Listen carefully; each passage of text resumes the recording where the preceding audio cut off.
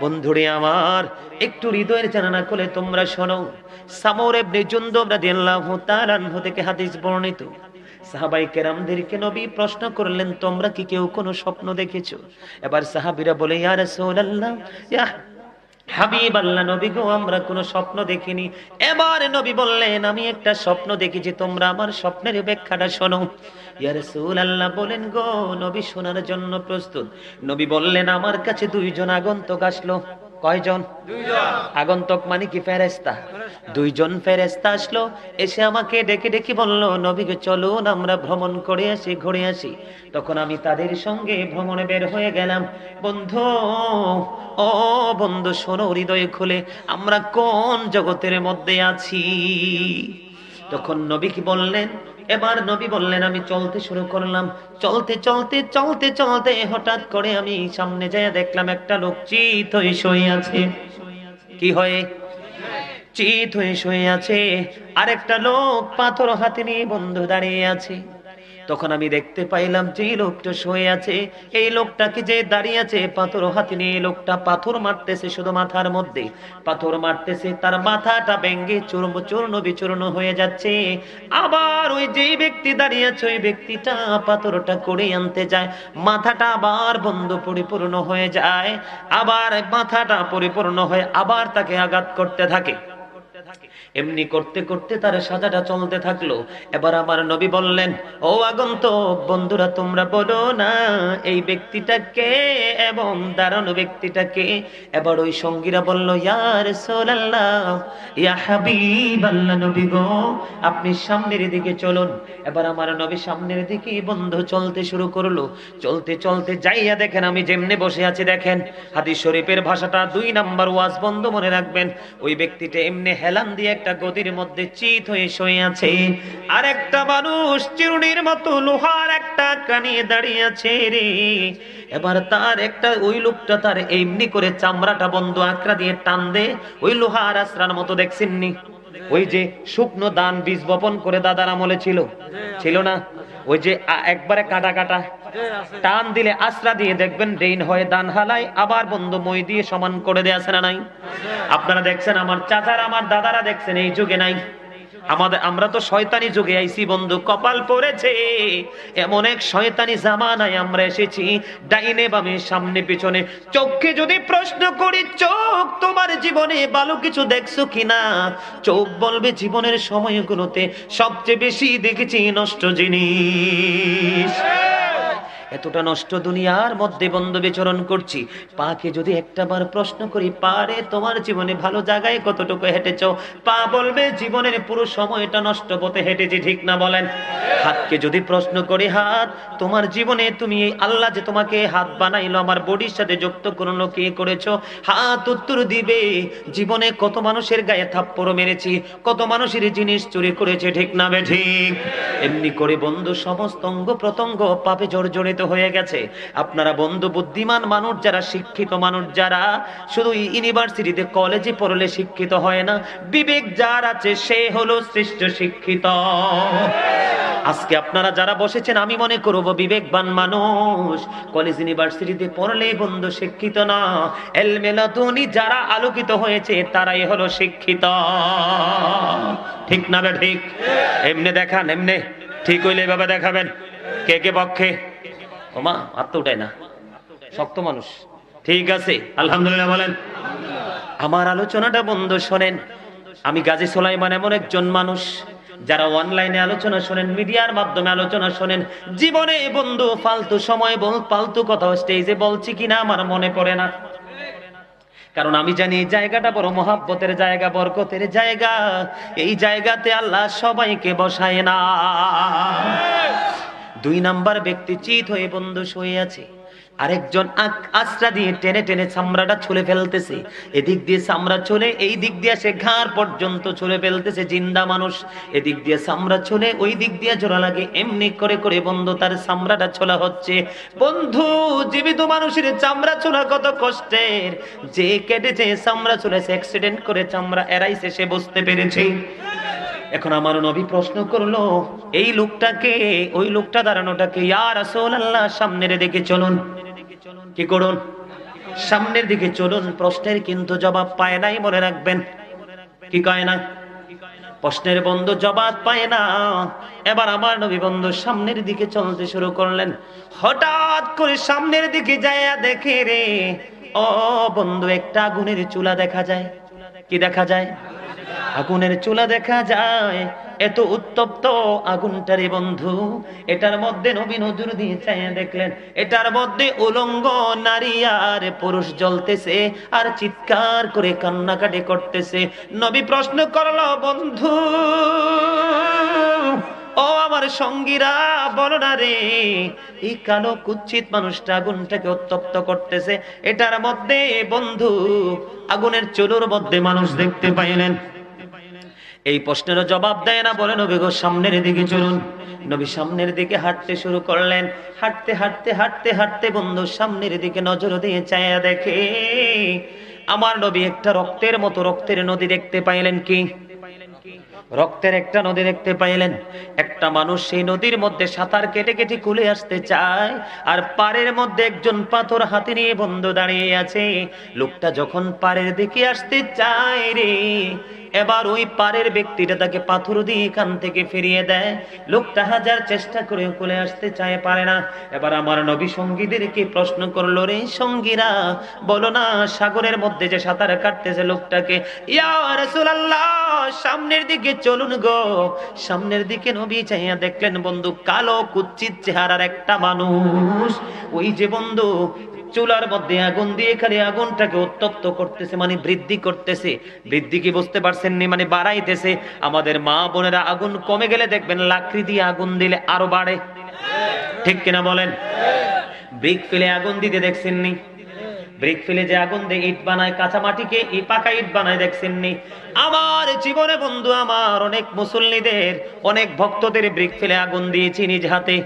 যখন উদ্বোধন করতো আমি দেখেছি সালার চট লাকড়ির মাথার মধ্যে পেঁচায় পেঁচায় কেরোসিন দে, মেজের কাঠি যখন মেরে দেয় উত্তপ ধাউ ধাউ করে আগুন জ্বলতে থাকে। 1 মিনিটও দেরি হয় না, ওই ফিলার দিয়ে ধোঁয়া বের হতে থাকে। এইরকম আগুন উত্তপ্ত করতেছে। নবী প্রশ্ন করলো, এটা কে? এই জায়গাটা কি? নবী যখন প্রশ্ন করলো, এবার ওই সঙ্গীরা উত্তর দিল, নবী গো আপনি সামনের দিকে চলুন। এই প্রশ্নেরও জবাব পায় না। আল্লাহু আকবার বলেন।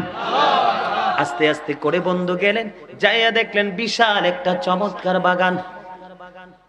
বাগানের মধ্যে বন্ধু শুধু ছোট ছোট বাচ্চা আর একটা লোক দেখা যায়, মনে হয় জমিন, পা দুইটা জমিনে, মাথা মনে হয় আসমানে লেগে আছে।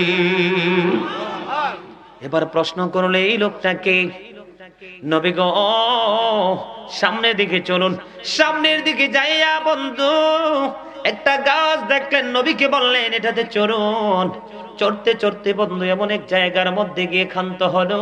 যাইয়া দেখলেন এত সুন্দর সুন্দর বাড়িঘর দেখা যায়, যেটা জীবনে কোনোদিন আর কেউ দেখেনি। এত চমৎকার বন্ধু। এটার মধ্যে প্রবেশ করলেন। এটার মধ্যে প্রবেশ করার পরে দেখলেন বন্ধু অর্ধাংশ কালো অর্ধাংশ সুন্দর মানুষ দেখা যায়। তার মানে একটা মানুষের অর্ধেকটা খুবই বিশ্রী আর অর্ধেকটা অত্যন্ত চমৎকার। দেখতে দেখতে প্রশ্ন করলো, এটা কি? এটা হলো জান্নাত। সুবহানাল্লাহ। আরেকটু মহব্বতে পড়ুন না সুবহানাল্লাহ।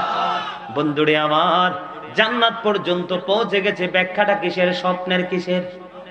নবী স্বপ্ন যোগে ফেরেশতাদের সাথে ভ্রমণ করতে গেলেন বন্ধু। ওখানে গিয়ে ক্ষান্ত হয়ে গেল। কি হয়ে গেল? এবার বন্ধু নবী থাকতে চাইলেন। ওগো নবী, না না, এখনো আপনার এখানে থাকার সময় হয়নি। এখনো কি হয়নি? এখানে থাকার সময় হয়নি। যখন সময় হবে অটোমেটিকলি এখানে চলে আসবেন। এখান থেকে বিদায় নিতে হবে। নবী বললেন, এত কিছু দেখলাম, রহস্য উদ্ঘাটন করা ছাড়া এখান থেকে বিদায় নিব না। এই ঘটনাগুলো কি আপনাদের জানতে মনে চাই কিনা? সবাই বলেন। বন্ধুরে আমার, সিহা সিত্তার অন্যতম হাদিস গ্রন্থ হলো বুখারী শরীফ। বুখারীর মধ্যে এসেছে বন্ধু হাদিস খানা। সর্বপ্রথম কোন লোক মনে আসেনি? মাটির মধ্যে কি আছে? শুয়ে আছে, আরেকজন পাথর দিয়ে তাকে, মানুষকে পাথর মারলে মাথা ভেঙে যায় না, এটা কিন্তু ডাক্তারের কাছে গেলেও কিন্তু জোড়া লাগানো যায় না। নবী যেটা দেখেছেন এটা কিন্তু অটো আবার ভালো হয়ে যায়। আবার লোকটা পাথরগুলো কুড়িয়ে এনে আবার মারতে থাকে। ওগো নবী, এটি হলো দুনিয়াতে এক ধরনের মানুষ, সেই মানুষটা হলো কোরআন তেলাওয়াত শিখার পরে তারা তেলাওয়াত না করতে করতে কোরআন তেলাওয়াত ভুলে গেছে। জোরে বলেন নাউজুবিল্লাহ। কথা বলে না। আমার জীবনে অনেক কোরআনে হাফেজ দেখেছি, এখন ভালো করে 10 পারাও বন্ধু শোনাইতে পারে না। জীবনে কত কোরআনে হাফেজ দেখেছি, তারাবির জন্য ইনভাইট করতে চেয়েছে, হুজুর A to Z কমপ্লিটলি তেলাওয়াত করতে পারবো না। তার মানে সে কোরআন ভুলে গেছে, কারণ একটা জিনিসের চর্চা না থাকলে সেটা কোনোদিনও মুখস্থ থাকে না। আল্লাহর হাবিব হাদিস শরীফ বর্ণনা করতেছে, খুব বন্ধু রেয়ার বিষয়, হার্ড বিষয়। এই লোকের দোষ ছিল কয়টা জানেননি? একটা হলো সে কোরআন তেলাওয়াত করতো না, করতে করতে কোরআন তেলাওয়াত ভুলে গেছে। 2 নাম্বার হলো রাত্র যখন হতো ঘুমানোর আগে আল্লাহর ফরজ নামাজ না পড়ে সে ঘুমিয়ে যাইতো। জোরে জোরে বলেন নাউজুবিল্লাহ। আমাদের মধ্যে অসংখ্য মুসল্লি আছে। আমাদের আপনাদের ইমাম সাহেব কোথায়? ইমাম সাহেব আমার ভাই হিন্দি গিয়ে যে বসেন কিনলেই, আরে ইয়ানে চলে ইয়ে, আরে বড় মানুষ বড় জায়গায় বয় না কিনলেই কি? আরে ভাই কোন মন দিয়া শোনেন, দোষ আমাদের আছে না নাই? ইচ্ছে করে নামাজ, এশার নামাজে মুসল্লি আসেনি দাদা, ফজরের সময় আসেনি, আসে না। ইমাম সাহেব মুয়াজ্জিন সাহেব হাইয়া আলাস সালাহ বলার পরে মসজিদে আসে না। রাতের বেলা ঘুমানোর আগে এশার নামাজ পড়ে না, আছে না নাই? ওই ব্যক্তির অপরাধ হলো এইটা। ও বন্ধু মনে রাখবেন, দুনিয়ার কর্ম আখিরাতের সাজা, ঠিক কিনা বলেন? 2 নাম্বার ব্যক্তি গদিতে চিত হয়ে শুয়ে আছে। কি হয়ে শুয়ে আছে? গদিতে চিত হয়ে শুয়ে আছে। এবার বন্ধু সব ইউটিউব চ্যানেলে তারা কইব গাজী সুলাইমান কি শুরু করছে। বন্ধুরে আমার 2 নাম্বার ব্যক্তি হলো সকাল যখন হতো, সকাল হওয়ার পরে সকাল থেকে সে এত বেশি মিথ্যা কথা বলতো, এত বেশি মিথ্যা সংবাদ প্রচার করত, যেটা গোটা পৃথিবীর বুকে ছড়িয়ে পড়তো। বর্তমান যুগে বন্ধু মিথ্যা উপস্থাপিকা আছে না নাই? টাকার লোভে একজনকে কালার করার জন্য মিথ্যা সংবাদ প্রচার করে। আমাদের দেশে অনেক পত্রিকা আছে মিথ্যা কথা লেখে। কথা বলেন না কেন? বর্তমানে সোশ্যাল মিডিয়া ইউটিউবের জামানা। ইউটিউবের মাধ্যমে অনেক ইউটিউবাররা ব্যবসার জন্য, ভালো ইনকামের জন্য অনেক মিথ্যা কথা হেডলাইন দিয়ে দিয়ে ভিডিও আপলোড দেয়, আছে না নাই? যেটা আমি নিজে চোখেও অনেক দেখেছি। ও বন্ধু আছে না নাই বলেন?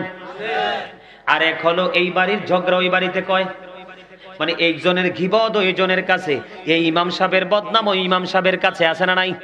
এই হাফেজ সাহেবের বদনাম ওই হাফেজ সাহেবের কাছে, ওই জালের কথা ওই জালের কাছে মিথ্যা কথা লাগাই কিনা।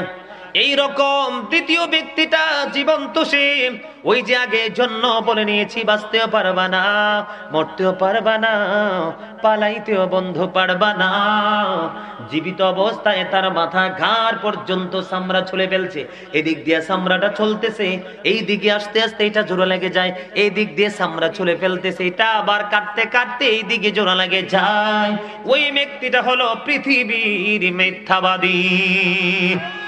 আমাদের সমাজে মিথ্যাবাদী আছে না নাই? আর জোরে। হযরত মুহাম্মদ সাল্লাল্লাহু আলাইহি সাল্লাম was born in our country. His father's name was Abdullah, his mother's name was Amina. His father had died before he was born. He lost his mother in his childhood. He was very truthful. জোরে জোরে বলেন না সুবহানাল্লাহ। আমার নবী ছিলেন শ্রেষ্ঠ সত্যবাদী। কি? আরো জোরে। আল্লাহ বলেছেন অকলু কাওলান সাদীদা, আল্লাহ বলেছেন সে দা রাইট থিং, সত্য কথা বলো। ও বন্ধু, যারা মিথ্যা বলার অভ্যাস, মিথ্যা বলে বলে জীবন পার করে দিয়েছো, এই মিথ্যাবাদীর জন্য সাজা হলো বন্ধু এইটা। তুমি জীবন থাকবে, কবরে যাইতে দেরি তোমার দেহে প্রাণ পাখি দেওয়া হবে, কারণ আত্মার কোনো ক্ষয় নাই, আত্মার কোনো বিনাশ নাই, ঠিক কিনা বলেন? তোমার এই সাজা বহাল থাকবে। এখান থেকে বোঝা যায় মিথ্যা আর কোনোদিন বলা যাবে না। এবার আসেন 3 নাম্বার, কি মনে আসেনি?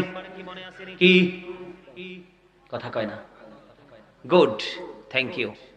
ওয়াজ মনে রাখছে। 2-4টা মেয়ে এমনি ওয়াজ মনে রেখে আমল করলে তো মাহফিল ধন্য। কথা বলে না কেন?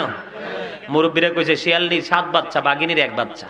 বাবারে বাবা, বাঘিনীর একটা ডরে তো শিয়ালনির 7টা কই ফলাইবো না কি হলো? বিষয়টা এরকম না? কথা বলে না কেন?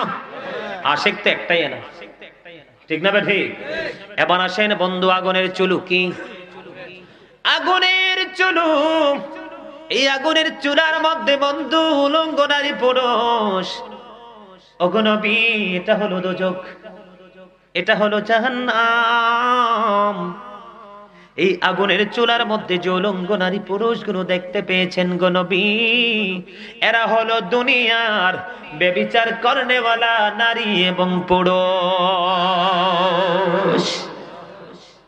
নাউজুবিল্লাহ কন্যা কেন?